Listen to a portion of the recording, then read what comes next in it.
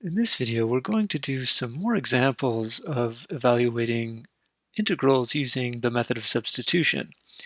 In these examples, we're going to focus on definite integrals because too often those kind of examples are forgotten along the way, and the focus is usually on indefinite integrals. So let's do some definite integrals.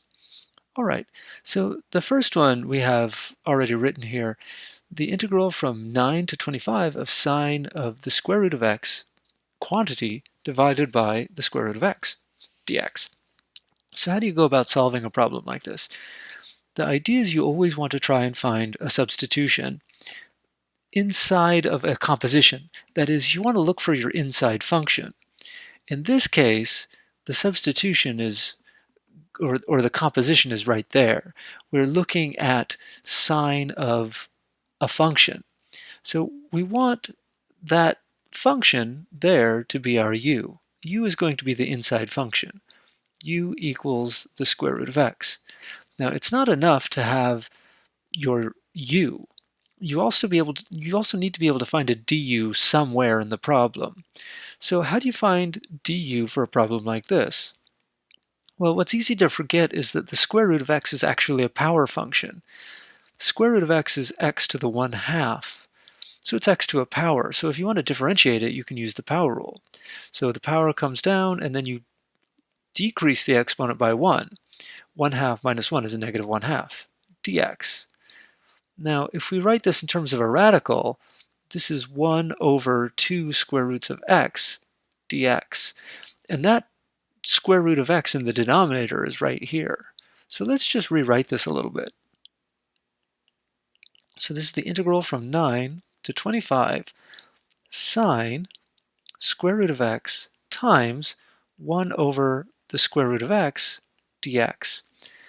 So what we need is we need to have a 1/2 in here somewhere. In our du, we have a 2 in the denominator. We don't currently have a 2 in the denominator, but we can put one in. We can divide by a constant, so long as we multiply by that same constant. 2 divided by 2 is 1. These 2's will cancel. So we don't want them to cancel. We want them to stay, we're inserting them in there because we want this term to be our du. And this term right here is sine of u.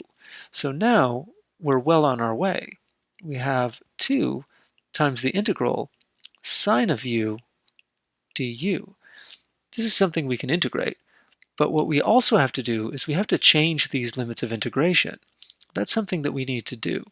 So let's do that. We start with x equals 9 and go to x equals 25. We need to convert these into u's, and we have a formula for that. U is equal to the square root of x. So we're going to start with x equals 9. If x is equal to 9, then u is the square root of 9, which is 3. So this term right here is x equals 9, and that corresponds to u equals 3. So u equals 3 goes on the bottom down here. And now we have to do the top. The top is x equals 25. Remember, we're integrating with respect to x, so what that tells us is that the x values are going from the lower limit to the upper limit. So the upper limit is x equals 25. So u is the square root of x. Square root of 25 is 5, so that goes right here. So if x is equal to 25, u is equal to 5. So now we have an integral completely in terms of u. So it's 2 times the integral from 3 to 5 sine of u du. We need an antiderivative of sine. Well, the derivative of sine is cosine, but the antiderivative is the opposite of cosine. And this is from 3 to 5. That's not an x there, that's a u. That was the whole point. We changed everything into u. All right, so this is minus 2 cosine of 5 minus a negative 2 cosine of 3. Now you can simplify this a little bit, but not by much. Minus 2 cosine 5 minus minus is plus 2 cosine 3. That's really all you can do. We don't know what the value is of cosine for 3 or 5. We know for certain values like pi or pi over 2, but we don't know for cosine, we don't know how to evaluate cosine of 3 or cosine of 5. So that's our answer. When you have a definite integral, you convert all of the x's into u's, and that includes the limit of integration. So in the end, you don't need to convert back to x because everything's been turned into u, and the end result is a number. Now, we don't know what that number actually looks like as a decimal, but it's a number. And it doesn't matter if it's the integral you started with or this integral that it's equal to. They both have the same value, and it's right there. They both equal a numeric value because definite integrals equal a number. Well, that's example A. Let's try another example. Here's another example, example B. So here we have the integral from 0 to pi over 2 of cosine x quantity cubed times sine of x dx. Maybe I should do this just to make it a little bit easier to see. So it's the cube of something, and that something is your inside function.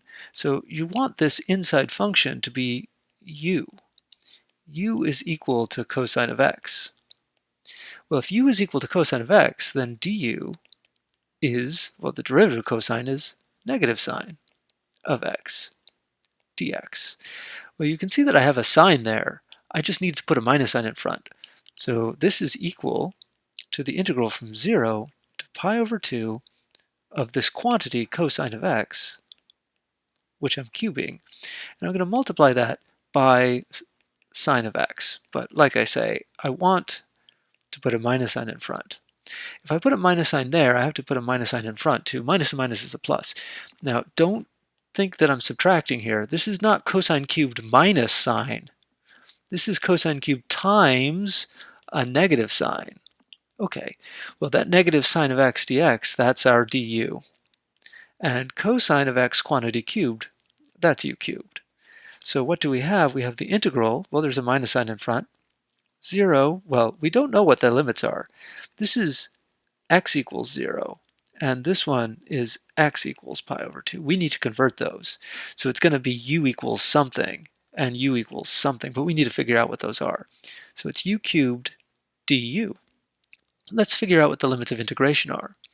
We start at x equals 0, but remember u is cosine of x.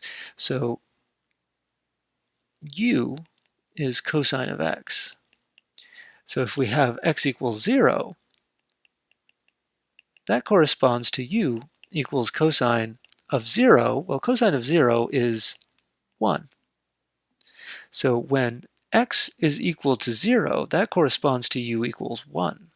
Let me just move this down a little bit here, like that. Let me move this one down as well.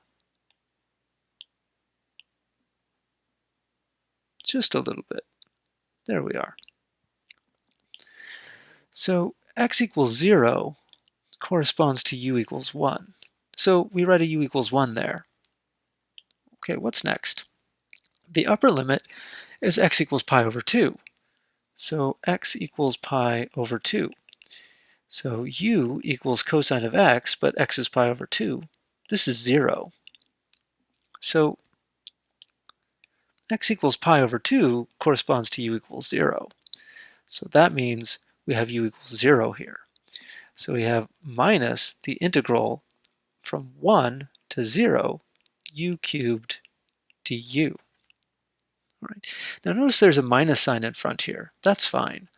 This minus sign, that minus sign comes from this minus sign, which comes from that minus sign, which originally came from there. It's that minus sign. Okay, so that's where that minus sign comes from. But there's something else about this problem you need to be aware of. It's going from 1 to 0. That's fine. It's okay if the upper limit of integration is smaller than the lower limit of integration. You can swap the order if you want, and you can use that minus sign to do it, because this is equal to minus a negative integral from 0 to 1 u cubed du. So again, this minus sign is that minus sign, which is that minus sign, which is that minus sign, which ultimately comes from that. This is a new minus sign here. I got this minus sign from swapping the order of those limits of integration.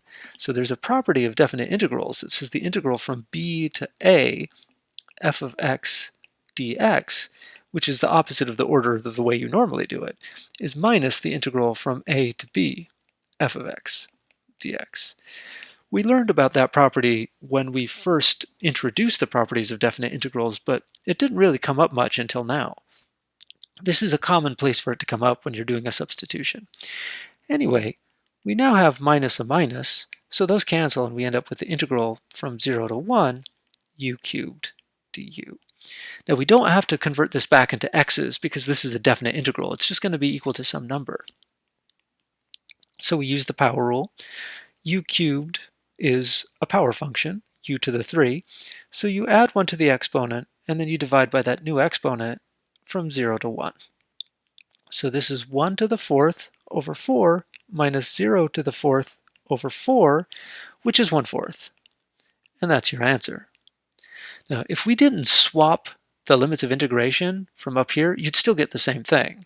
So note, if we have minus the integral from 1 to 0 of u cubed du, that's equal to minus, and then let's do u to the 4th over 4, but from 1 to 0, which is again the opposite of the way you normally do it. So there's a minus sign in front, don't forget. So now it's u to the 4th over 4 minus 1 to the 4th over 4. Now when u is equal to 0, you have 0 to the 4th over 4, but of course that's just 0. So this one is 0. And this one, of course, is just 1/4. So you have minus 0 minus 1/4, minus and minus is plus, which is 1/4. So you have the same thing. So that's our second example. Let's do another one. Here's our third example. The definite integral from e to e squared of the square root of ln of x over that quantity divided by x. So here we have a couple of things that might look like compositions because we do have something in a denominator.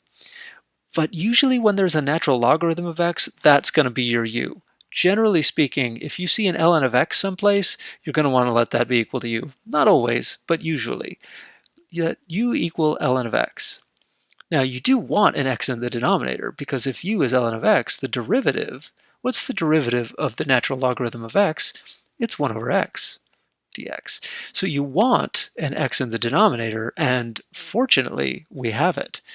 So this is going to be the integral from e to e squared, and let's write this as ln of x to the 1/2 times 1 over x dx.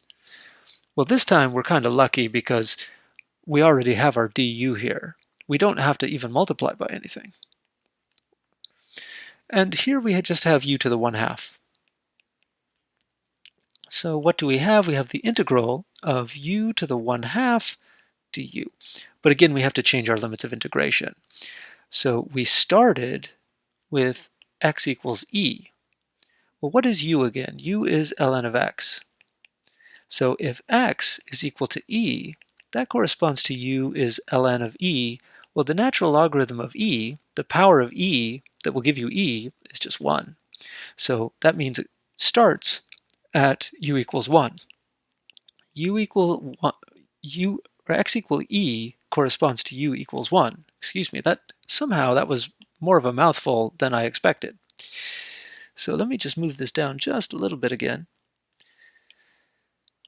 So that's the lower limit of integration. We have that x starts at e, and that corresponds to u equals 1, which is right there. Now we end at x equals e squared. And if x equals e squared, then u is ln of e squared. The power of e that gives you e squared is the square, it's 2. So when x is e squared, u is 2. So this one right here, that corresponds to u equals 2. So there we go. U equals 1 is the lower limit of integration. That's right there. And u equals 2 is the upper limit of integration. That's right there. U equals 2. There we are. So now we have everything converted into terms of u, even the limits of integration. So you don't have to go back and change things to x's. So what's this going to be? Well, again, it's a power rule. You add 1 to the exponent and then divide by that new exponent from 1 to 2. So this is going to be, well, let's write this as 2/3 u to the 3/2 from 1 to 2. And what is this? This is 2/3 times 2 to the 3/2 minus 2/3 1 to the 3/2. Now there's not a lot of simplification you can do there. You can write this, of course, that's just 1. And this is 2 cubed, and then the square root of that, and there's another 2 here, so you could simplify that a little bit. So that's 2 to the 3/2, this is 2 to the 2/2, so it's 2 to the 5/2 over 3 minus 2/3. But that's really the best that you can do. You couldn't really simplify it more than that. So you might have seen that there's another problem just lurking below the line here. There it is, D. Let's do problem D, or example D. It's another definite integral from 1 to 2, and it's e to the 1 over x, and all of that divided by x squared dx. So again, there are several candidates that you might have for your u, because you have something in the denominator. But if u is equal to x squared, then du is 2x, and that's not going to help you with any of that stuff. So instead, we're going to focus on the exponential. We're going to let u be equal to 1 over x. We do have an x squared in the denominator, and that's good, because if u is 1 over x, that's x to the minus 1. So du is minus 1 times x to the negative 2, or minus 1 over x squared. Now I forgot my dx in here. Let me just move this over just a little bit, like that. That's dx. So if u is equal to 1 over x, which is x to the negative 1, then du is minus 1 over x squared dx. So there is an x squared in the denominator, which is exactly what we wanted right there. So let's just rewrite this a little bit. This is the integral from 1 to 2 e to the 1 over x. Let's just make that look a little bit nicer. 1 over x times 1 over x squared dx. Now I left a little space there. That's probably a little more than we needed. You see, because we need a minus sign. So I need to put a minus sign right there. But if I put one minus sign there, then I need a minus sign out here as well. Minus a minus is a plus, so that's fine. So now all of this is our du, and here we have e to the u. So if we write this down, we're going to have minus the integral from, well, this is in terms of x, so let's just leave it for the moment. E to the u du. We need to figure out what our limits of integration are. Well, in the problem we start at x equals 1, that's this one, and we end up at x equals 2. That's that one. But again, just like usual, we know what the relationship is between u and x. We need to because that's the substitution we made. So if u is 1 over x, that means it's just 1 over whatever x is. So if x is equal to 1, then u is 1 over 1, which is just 1. So x equals 1 corresponds to u equals 1. That's fine. What about x equals 2? Well, then u is 1 over 2. So x equals 2 corresponds to u equals 1/2. So the lower limit of integration is 1. That's there. And the upper limit of integration is 1/2. That's there. 1/2.